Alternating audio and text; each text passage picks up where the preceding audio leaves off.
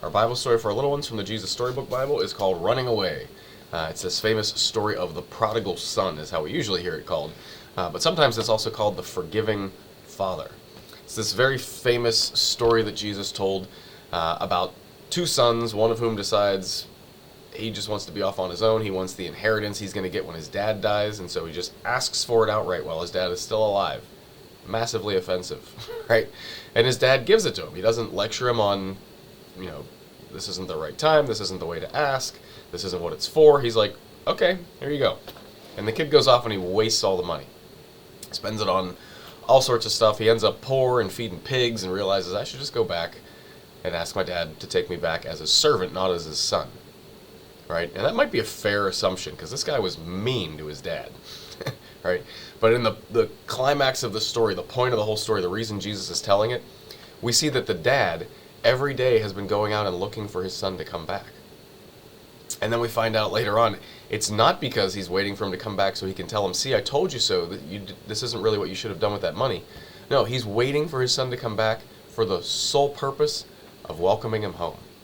Right? He puts a ring on his finger, he puts a robe on him, he kills the fatted calf, he throws this huge party to celebrate my son, who, by the way, was rude to me, took money, basically told me I wish you were dead already, and then he goes off and he wastes it all.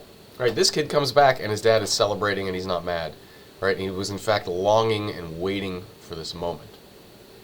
And then the other son, we find out, stuck around with the dad, but he was a rule follower just to stay out of trouble. He didn't trust his dad, he didn't love his dad a lot, right? He was kind of upset that he's always been around and he didn't get to have a party with his friends, right? And so the message of the story is this: Jesus is not looking for you to be a perfect rule follower.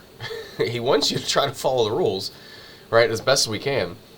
But when we sin, we don't need to beat ourselves up about it and think God can't forgive this, or God is, my sin is bigger than God's mercy. No, God will always forgive us, no matter what, even while we are these big sinners, right?